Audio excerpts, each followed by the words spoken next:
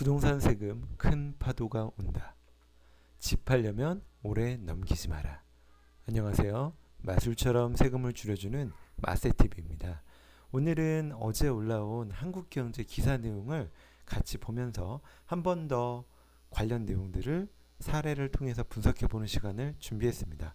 물론 지금 계속 나오는 세금 관련 이슈들은 개정세법 및 6.17 대책 그리고 7.10 대책 등에서 나온 내용들입니다만, 그걸 다시 한번 올해를 넘김으로 인해서 또는 내년 6월 달을 넘김으로 인해서 세부담이 얼마나 달라지는지에 대한 내용을 좀 정확히 아신다라면 내가 갖고 있는 주택을 어떻게 해야 될지에 대한 솔루션을 찾는 데 도움이 될 거라 생각이 되어서 저도 이 기사를 다시 한번 짚어보고자 합니다.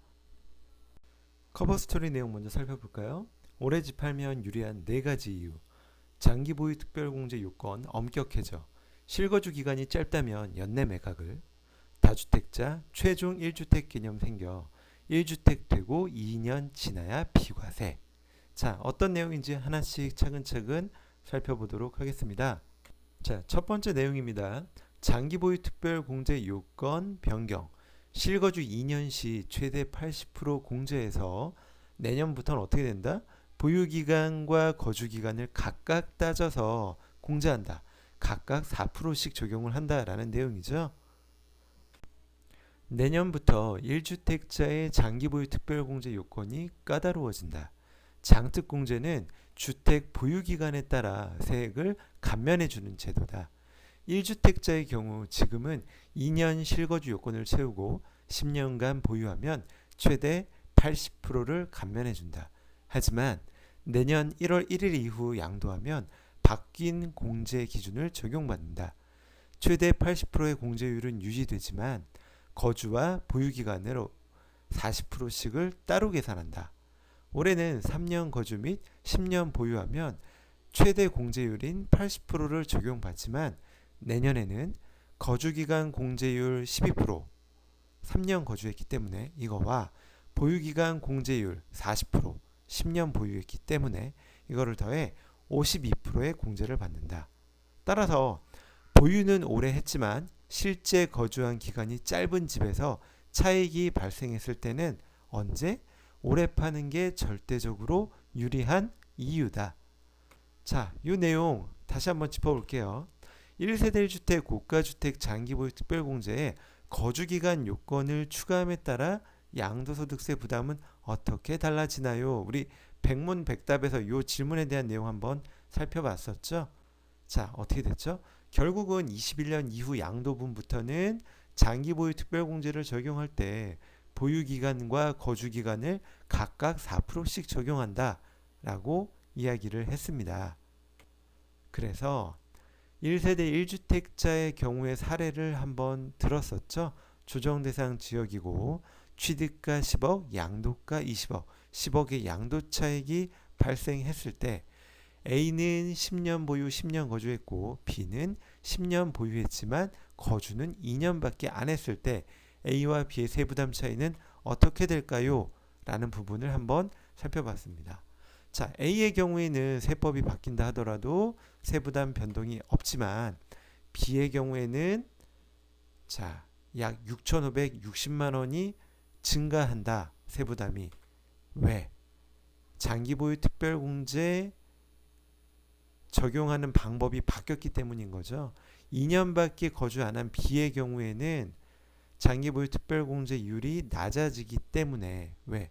보유기간에 따른 건 40% 적용을 받지만 거주를 2년밖에 안 했기 때문에 거주기간에 따른 공제율 8%, 즉 48%밖에 적용을 못 받아요.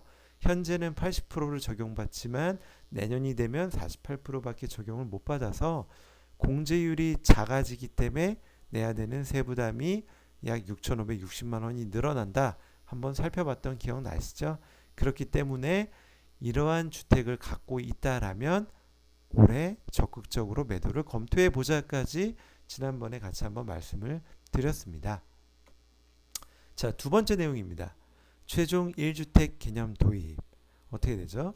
다주택자가 1주택자가 된 후, 즉 다른 주택을 모두 양도하고 1주택자가 된 후 2년이 지나야 해당 1주택의 양도세 비과세 매각이 가능하다라는 내용이죠. 최종 1주택 개념 도입. 자, 기사 내용 같이 볼게요. 다주택자가 주택을 매각할 때 비과세 요건이 더 엄격해진다. 최종 1주택이라는 개념이 도입돼서다. 1주택이 된 날부터 2년이 지난 뒤 해당 주택을 매각해야 양도세 비과세가 가능해진다. 예컨대 지금은 3주택자가 A, B주택을 순서대로 매각하고 바로 다음날 C주택을 팔아도 9억까지 1주택 비과세 혜택을 볼 수 있다. 하지만 내년 1월 1일 양도분부터는 B주택을 판 뒤, 즉 최종 1주택이 남은 C주택만 남긴 상황에서는 2년이 더 지나야 비과세 조건을 충족한다.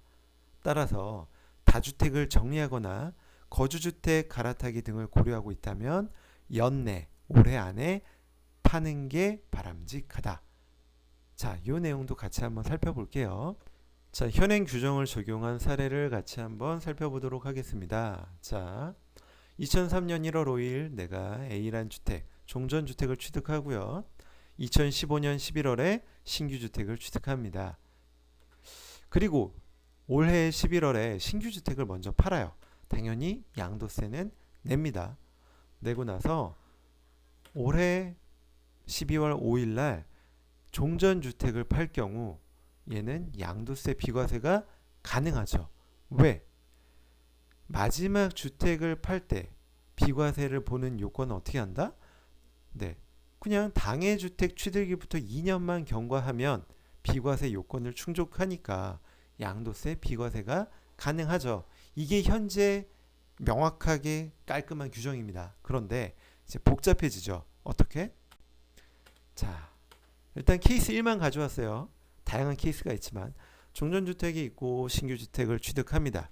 똑같이 신규주택을 팔고요. 내년에 이 종전주택을 팝니다. 그러면 얘는 양도세 비과세가 가능하게 되는 시점은 언제다?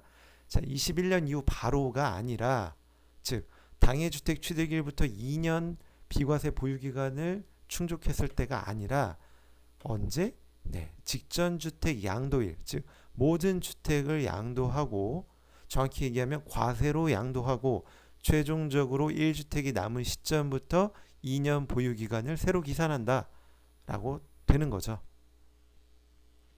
자, 세 번째 내용입니다. 분양권도 양도세 중과대상 주택수에 포함한다. 분양권 보유자가 주택을 매각할 때 분양권도 주택으로 간주해 양도세율을 적용하겠다. 자, 조금 이따 살펴보고요. 네 번째 내용, 양도세율 인상. 단기 보유주택과 분양권 양도세율 및 다주택자의 조정대상 지역 중과세율을 인상하겠다. 자, 표 한번 보시고 뒤에 다시 한번 자세히 살펴보도록 하겠습니다. 되셨죠? 분양권 주택수 포함. 기사 먼저 살펴보도록 하겠습니다. 내년부터 분양권이 주택수에 들어가는 것도 변수다. 그동안 양도세를 계산할 땐 분양권을 주택으로 보지 않았다. 조정대상 지역에서 2주택 플러스 1분양권 상태로 집을 판다면 2주택 중과세율이 적용됐다. 최대 52%였죠. 그러나 앞으로는 분양권을 주택수에 포함해 3주택 중과세율, 즉 최대 62%가 적용이 된다. 1주택자도 마찬가지다. 1주택 플러스 1분양권 상태에서 집을 팔면 비과세와 일반세율이 아니라 2주택 중과세율을 적용받는다. 새 아파트를 분양받을 때부터 기존 주택의 매각까지 염두해 둬야 하는 것이다. 자, 이 같은 조치는 분양권을 재개발, 재건축 입주권과 똑같이 간주하는 것이다.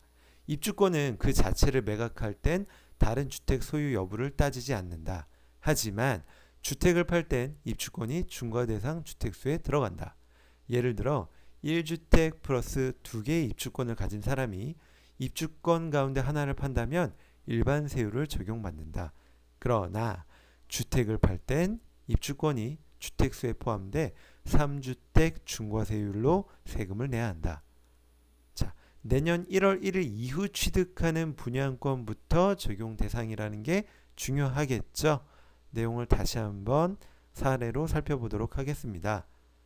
자, 1주택과 1분양권을 갖고 있는 경우의 사례를 준비해 봤습니다. 현행 규정을 적용할 때와 개정된 규정을 적용할 때 얼마나 세부담 차이가 발생할까? 자, 2010년 분당에 있는 아파트를 6억에 구입을 하고요. 2020년 3월 송도에 있는 분양권을 취득을 합니다. 그리고 내년 2021년 5월에 분당 아파트를 12억에 양도한다라면, 즉 6억의 양도 차익이 발생했을 때 양도세는 어떻게 될까요? 현행 규정을 적용한다면 분양권은 주택수에 들어가지 않기 때문에 양도세 비과세, 즉 9억까지는 비과세를 받고 9억 초과분에 대해서도 장특공을 최대 80%까지 적용받을 수 있게 됩니다. 하지만 개정된 내용을 적용할 때, 자, 우리 사례를 적용한다면 2010년에 분당에 있는 아파트를 취득하고 2021년, 20년이 아니라 21년 이후 내년부터 취득하는 분양권부터죠. 21년 3월에 송도에 있는 분양권을 취득했다라면 이 경우 분당 아파트 양도시에는 비과세가 아니라 어떻게 된다? 네, 양도시 2주택자로 인한 10% 중과, 즉 최대 57.2%를 적용받을 뿐만 아니라 장기보유 특별공제도 적용이 불가하겠죠. 다음 케이스는 일시적 2주택 플러스 1분양권을 갖고 있는 경우입니다. 2010년 분당에 있는 아파트를 6억에 취득하고요. 2020년 8월 잠실에 있는 아파트를 취득을 합니다. 자, 일시적 2주택 요건을 갖췄고요. 2020년 10월 송도의 분양권을 취득을 합니다. 그리고 나서 내년 5월 분당에 있는 아파트를 12억에 판다라면 얘는 어떻게 되죠? 일시적 2주택 규정에 의해서 앞의 경우와 동일하게 9억까지 비과세, 9억 초과분에 대해서 최대 80% 장기보유 특별공제를 적용받을 수 있습니다. 하지만 개정된 내용을 적용하면 어떻게 될까요? 자, 똑같이 일시적 2주택 상황에서 송도의 분양권을 21년 3월에 취득을 하게 되면 송도 분양권은 주택수에 들어가게 되죠. 그렇기 때문에 21년 5월에 똑같은 분당 아파트를 판다 하더라도 얘는 어떻게 된다? 3주택자로 인한 20% 중과세율을 적용받아 최대 68.2%의 세금을 내야 되고 장기보유 특별공제도 적용이 불가하게 됩니다. 세부담 차이가 어마어마하게 나게 되겠죠. 그렇기 때문에 의사결정하는데 이 부분을 꼭 참고하셔서, 꼭 숙지하셔서 의사결정을 하시기를 바랍니다. 네 번째, 마지막 주제입니다. 양도세율 인상. 보유기간이 짧은 주택을 팔면 세금이 무거워진다. 1년 이상 2년 미만 단기 보유한 주택의 양도세는 현재 기본세율이 적용되지만 내년 6월 1일 이후에는 60%로 오른다. 보유기간이 1년 미만인 주택을 양도할 땐 40% 단일세율에서 70%로 30% 인상된다. 분양권의 양도세율도 큰 폭으로 오른다.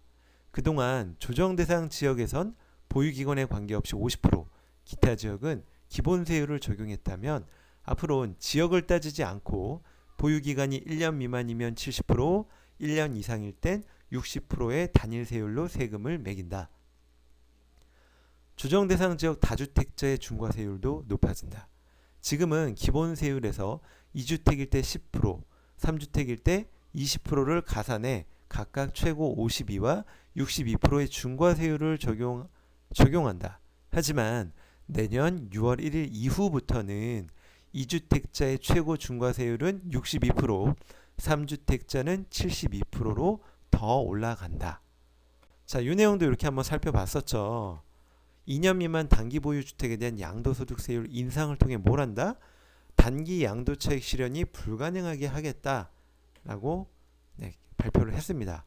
다만 매물 유도를 위해 내년 종부세 부과일인 21년 6월 1일까지는 시행을 유예하겠다. 기억나시죠?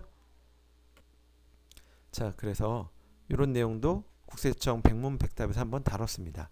분양권을 21년 6월 1일 이후 양도하는 경우 조정대상 지역 또는 비조정대상 지역 여부에 상관없이 2년 이상 보유하더라도 60% 세율을 적용함. 1년 미만 보유 시는 70%, 1년 이상은 60%. 언제부터? 21년 6월 1일 이후 양도분부터 적용하겠다. 자, 1주택자가 2년 미만 단기 보유 주택을 양도하는 경우 양도소득세 부담은 어떻게 달라지는지 양도차익 5억이라고 가정하고 계산을 했었죠.